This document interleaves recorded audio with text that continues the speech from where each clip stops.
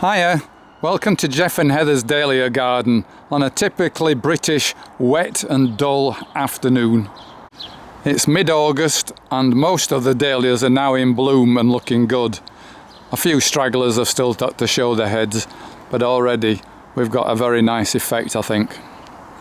Now we've only just returned from a week's holiday away, and in this episode I'm going to show you how I prepared for that holiday, what I did and how it's been effective in keeping the garden still looking nice when we got back. But I'm sure that most of you are tuning in because you want to hear me talking more about some of my favourite varieties. Well, I'll do that now that they're all looking good.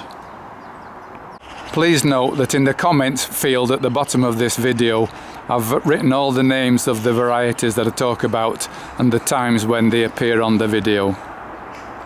And finally, I'll give you the link to the web page which gives you details about our open weekend in case you were thinking of coming.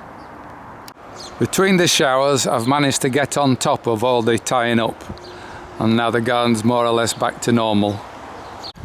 In the previous episode I told you about some of the individual varieties that I grow and why I like them. In this episode I'm going to show you more of the same, but I'm also going to show you some of the same varieties again, but now they've got a lot more flowers growing. I think you'll be able to get a better perspective of why I like them. This one's Josude Pluto. Now I quite like this one, it's a lovely colour, and I like the fact that you get flowers at different heights within the same plant, so it gives a good picture. So far the stems are looking pretty strong too. Now isn't that beautiful? This one's Sandia Melody, a water lily sort, pink and white. I absolutely love this flower, it's so delicate. Cryfield Edna is proving to be a good reliable garden variety. Large flower, and I love the yellow, it's a lovely bright yellow. I think that last time when I showed you Hillcrest Firecrest there was only one flower in bloom. Well, now there are quite a few blooms, and you can see why people like it. It really looks like the embers of a fire, doesn't it? Now pale pink is not a colour I would normally go for, but I do like this marble effect on this dahlia called Croshaw Sicily. But I particularly like the fact that the stems stay strong throughout the summer, which is quite unusual for a mini variety. The gentleman who raised it from seed gave it to a nurseryman for them to try to see whether they thought it was good enough. The nursery in turn gave one to me to try in the garden. I liked it, but I don't think the nurseryman did because it never appeared on the market. So who knows, I might have one of the few left in existence.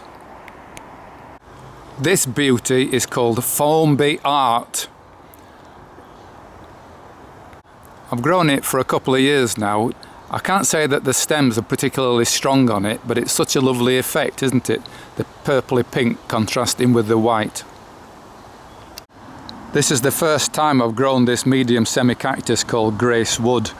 So far I'm impressed, I love the colour, and the stems seem to be standing up okay to the wet weather that we've been having recently.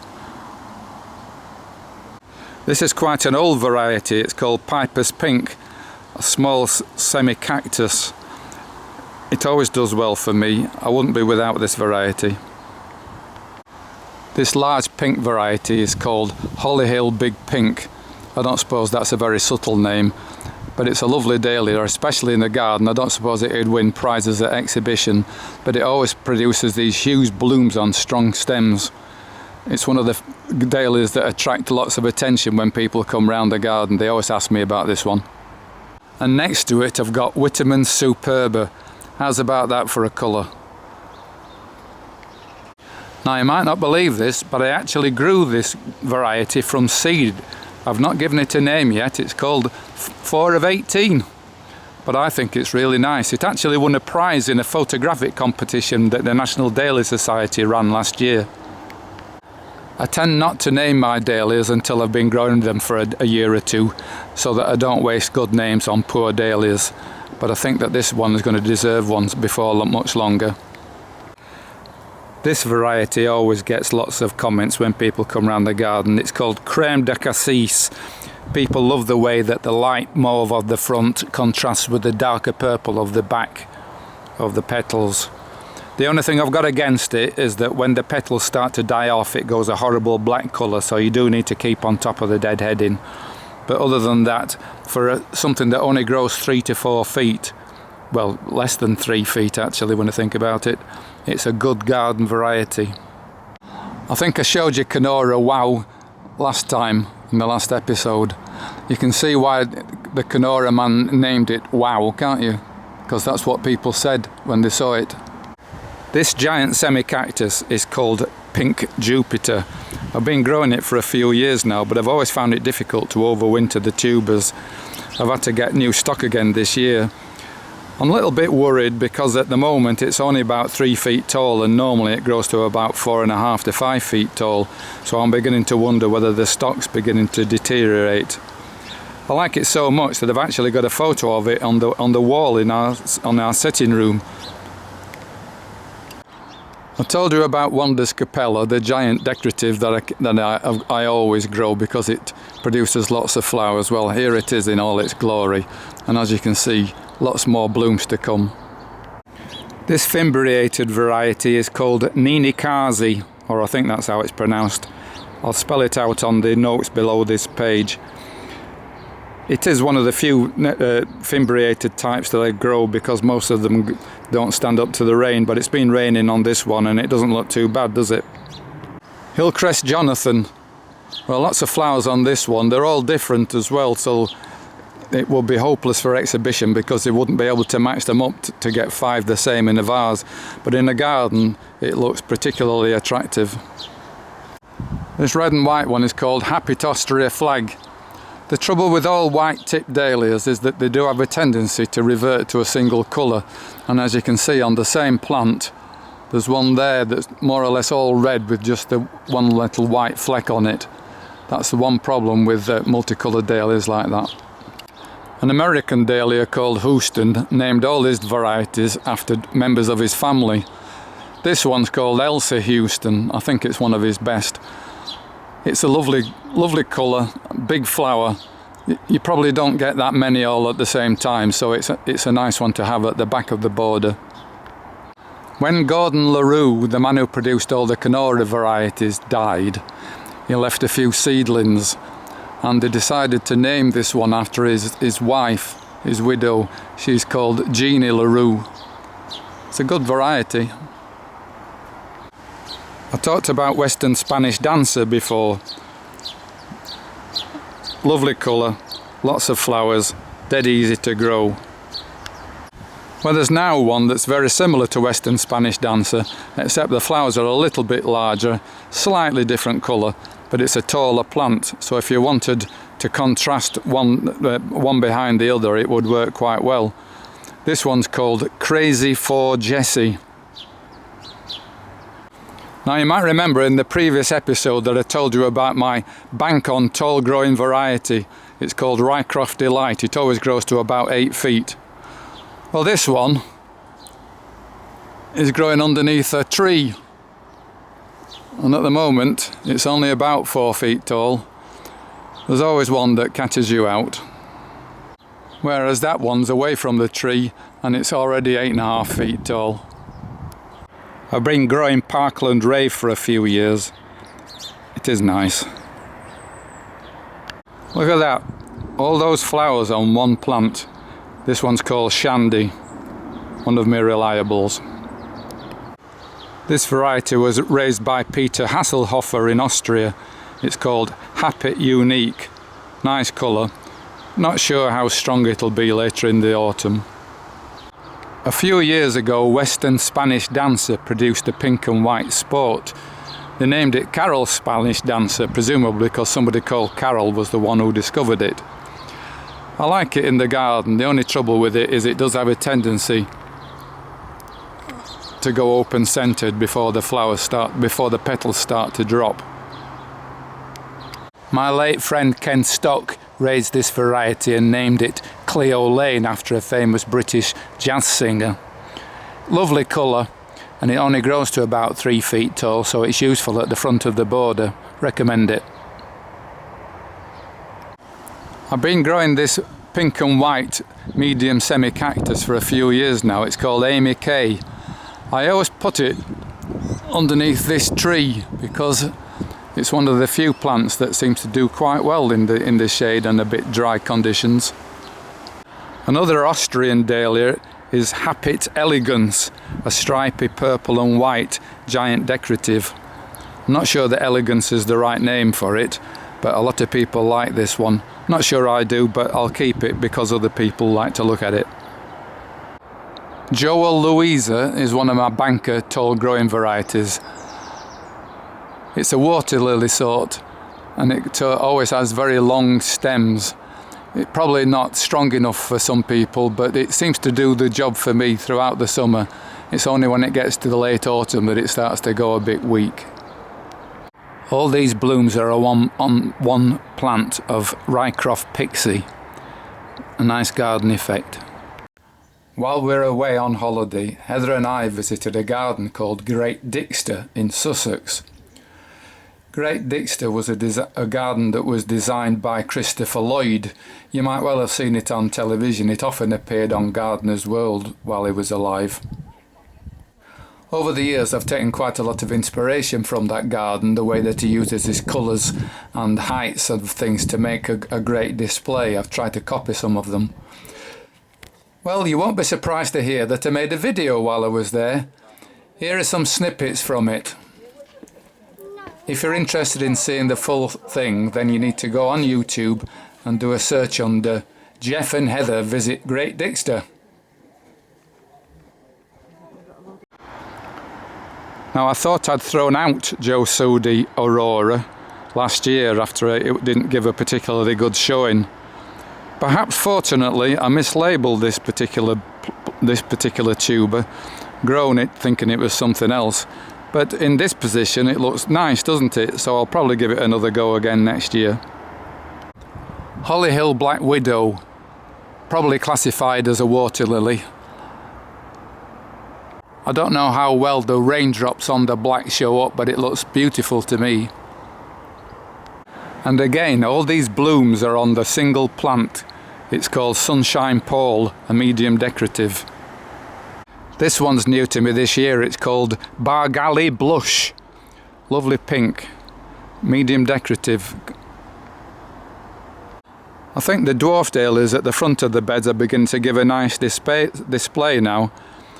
I've always liked Vera Cruz, Art Deco.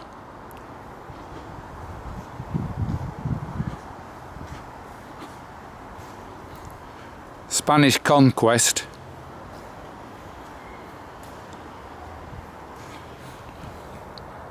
And Taxco. This giant decorative Hamari Gold is still continuing to flower well on strong stems, and it looks as though there are quite a lot more to come. So I'll give it another go. The only problem I have with it is that some of the flowers are below the level of the foliage, so you can't quite see them properly in the garden display. Gwyneth, now there's a colour. This one's new again this year. It's called Clearview Cameron. Nice colour. And another new one to me is called Jubilee Boy. I saw this at a show a few years ago and I've been wanting it ever since. Now I've got it, I'm not totally sure about it. It's a little bit wishy-washy colour really. I told you in the last episode how I always grow Canora Sunset. It's one of the loveliest colours in the garden. The only trouble with Canora Sunset is that the stems aren't particularly strong. But one with a very similar colour and stronger stems is called AC Abbey. Next year I think I'll probably grow more AC Abbey and less Canora Sunsets. Now I'm betting that a few of you have been watching previous episodes where I talked about my pot tubers or have been wondering how they've been getting on. I bet some of you have had sleepless nights. Well, here they are. You need not have worried. All tied up. They're all about 2 to 3 feet tall now. If the frost permit it, I will leave these in the ground until the rest of the field tubers have been brought in, dried off and stored. Then I'll take them into the greenhouse to dry off with the stalks still attached so that they dry out gradually. then I'll put them in a box and store them over winter. If any of them were to produce a flower bud, I would take the bud off so that they concentrate their efforts on producing tubers rather than flowers. This little beauty is called Maxima. I love the way that the edges of the petals are trimmed with yellow. Now probably some of the Dahlia purists would discount this one because the flowers are at an angle of about 90 degrees to the stems. They would call it clock-faced and say it's not good enough. But I think it's worth growing just for the colour. This giant decorative is called Jean Shaw. Nice colour, it's a new one to me, it's looking good so far. And next to it I've got one called AC Dark Horse. Again, another new one to me. A mate of mine will love this one. I'm not sure I particularly like the shape of it, but I know he will, and lots of other people will. Earlier in this episode I showed you a dahlia that had grown from seed myself. I hadn't given it a name. Well, this is another one.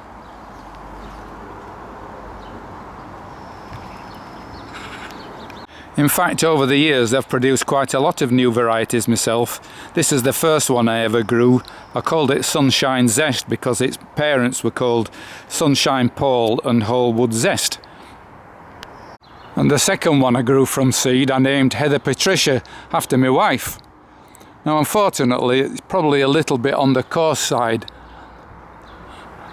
but having named it after my wife I've got to keep growing it, haven't I? The jury's out on this seedling. Lovely colour, not sure about the form though. I've had this old Suffolk lawnmower for many years. In fact, it's probably as old as I am. It still does the job though.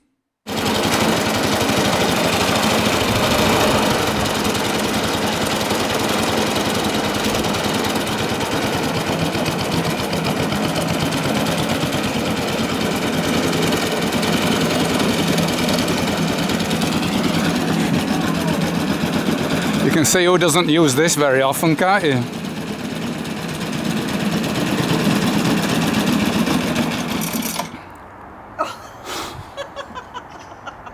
I've always had a soft spot for Cherwell Skylark. It doesn't look particularly exciting at the moment, but as the summer goes by it gets a darker colour and it grows taller, so it's more above the foliage than it is at the moment. I've been growing Carmen Bunky for a few years. It's a reliable tall grower. I don't suppose it'd win any competitions in the water lily class, but it's a nice garden flower. Now the colouring on this one's pretty subtle. It's called Rycroft Rebel, medium decorative. I like the way that the ends of the petals are slightly pink compared with the white in the centre.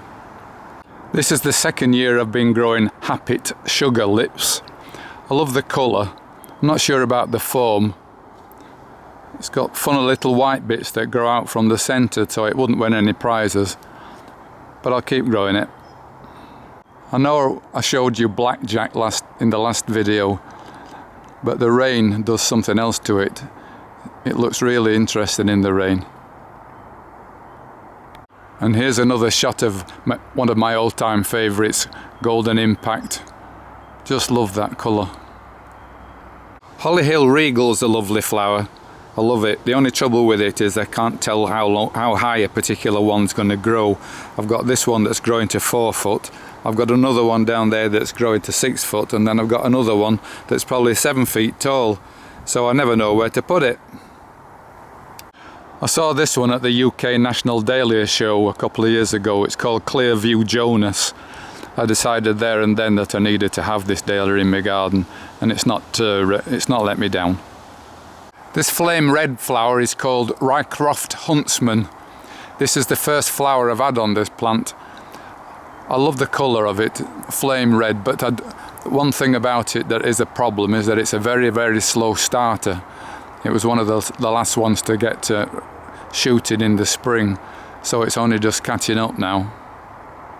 Believe it or not, this little delicate fimbriated pink and white cactus, which is called Marlene Joy, produces one of the best tubers that any dahlia produces. It's impossible to lose it over winter, and come the spring it shoots and shoots so that you can get 10-15 plants off one field tuber very easily. Virtually indestructible. This orange small ball dahlia is called Jamanda. It wins lots and lots of prizes, and it's been doing that for years. Very strong grower, look at the stems on it.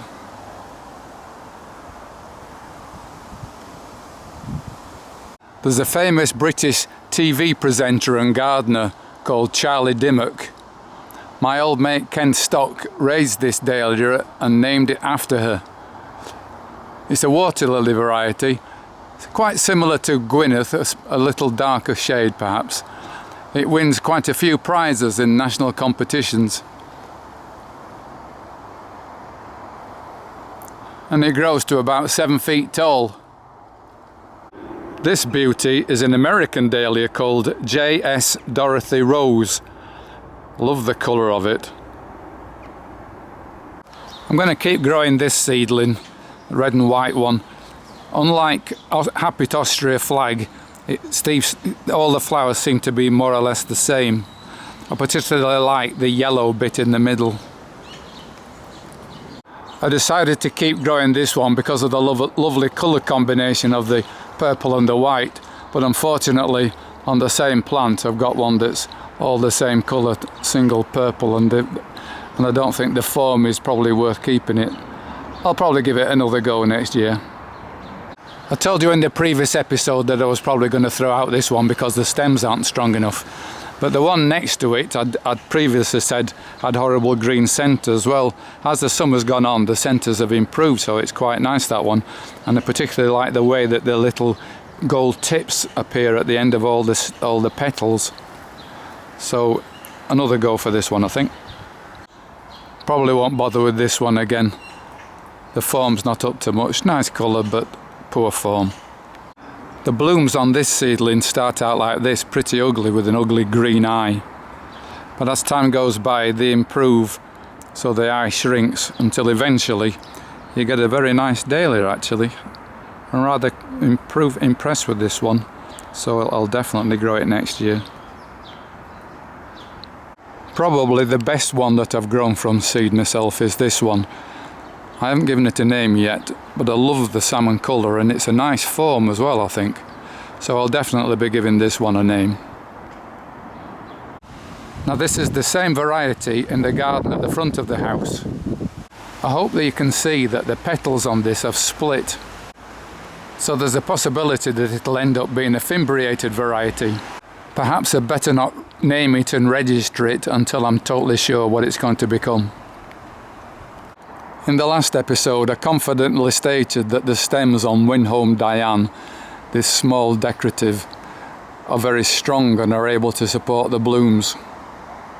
Well, I might have to amend that, because last night I found that a couple of the stems on a couple of blooms are broken off and had to chop the flowers off. I've now given it a bigger stake to tie it up a little bit better, but I'm going to have to keep my eye on this one. I hope it does okay, because all these yellow flowers are really eye-catching. I love the colour of this one. My Robin. Not sure that the form would win any prizes, but I also like the foliage on it. It's very unusual, the foliage on this one. This combination of the yellow Goldsturm Rudbeckia and the blue Aster Monche are beginning to look nice. And the cosmos that are planted behind them are starting to show flowers as well, so hopefully, all in all, it'll give a good effect. At the front of the border I've planted 2 different varieties of lobelia. Now they were supposed to give a nice colour contrast, the light blue Cambridge blue contrasting with the dark blue Crystal Palace. Well, so far it's looking like they're all the same colour. The contrast is a little bit too subtle, I'm afraid. When I planted out these dwarf dahlias at the front of the border, I left 18-inch gaps between the different varieties and filled them with a variety of plants. Believe it or not, there are some nemesias down there, but they've got totally swamped. As have the marigolds that are planted there. Perhaps that's not a bad thing, because the flowers on this nemesia look to be coming to an end.